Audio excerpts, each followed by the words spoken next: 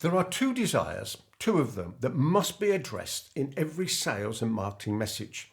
Because when we don't address the second one, the second desire, then our conversion rates are lower.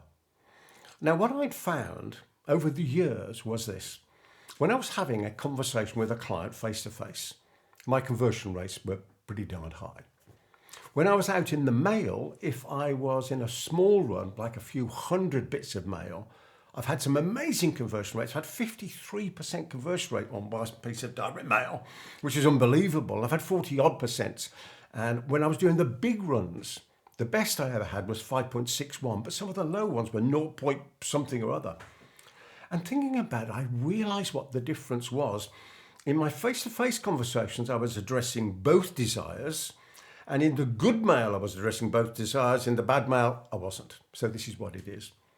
The first desire that we need to talk to, we need to address for a client, we need to have that conversation about, is what they want. Now, you and I both know it's a lot easier to sell wants than it is to sell needs. This is my experience. People will buy wants from almost anybody, but they only buy needs from people they trust. Conversation perhaps for another day. So the first desire we were finding out about was what they wanted. And how did we do that? We asked good questions. And then we started to talk about features and benefits and advantages. And we were talking about what they want. However, it's only one desire. The major desire that takes someone from interested to purchased is this. It's the desire to buy. And the desire to want is massively different from the desire to buy.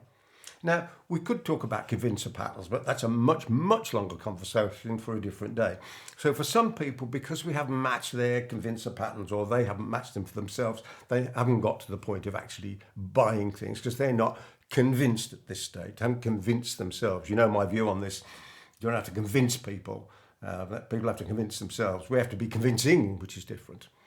So there's two desires, the desire to want and the desire to buy. Let me give you an example from my own life. For years and years and years and years, I wanted an Aston Martin DB9. You know the one I mean, don't you? The James Bond car in the dark silver, black interior. I'm not massively into cars, but that car absolutely loved.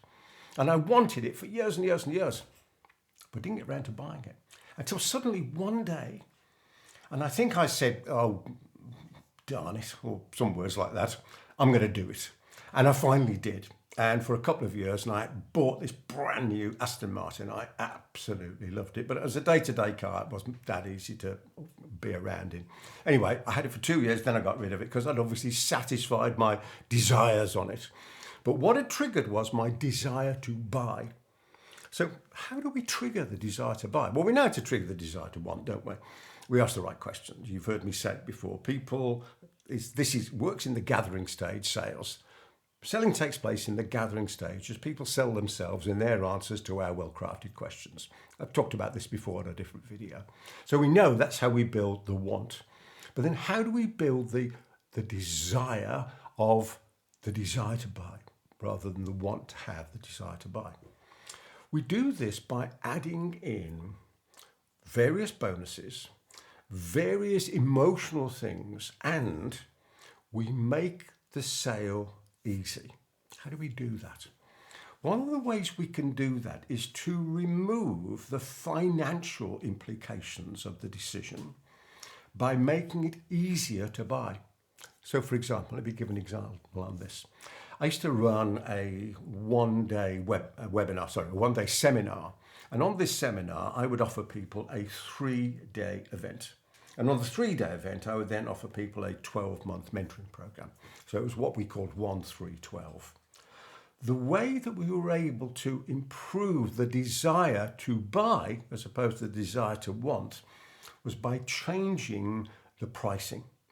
So it wasn't the amount that people paid. In fact, they paid slightly more. It was because we offered payment terms. So we offered a very, very small commitment fee to start with. For example, let's say it was a £2,000 payment that somebody was going to make. Rather than asking them to pay £2,000, we would ask them to pay £100. And then we would spread the balance, the £1,900, over 3 or 4 months. And that was just one of many, many strategies that we used to increase this desire to buy. I'm sure if you go through this, you'll think of many, many ways in which you can improve and increase somebody's desire to buy. Because we need to address both, don't we? We need to address the desire to want, and we need to address the desire to buy. So I would urge you to take this idea away.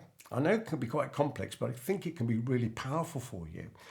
Work with it, and I'm sure that you can find, as I found, that increases my conversion rates regardless of the channel of the communication.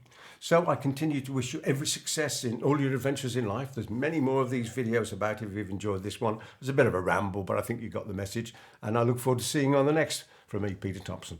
Goodbye for now.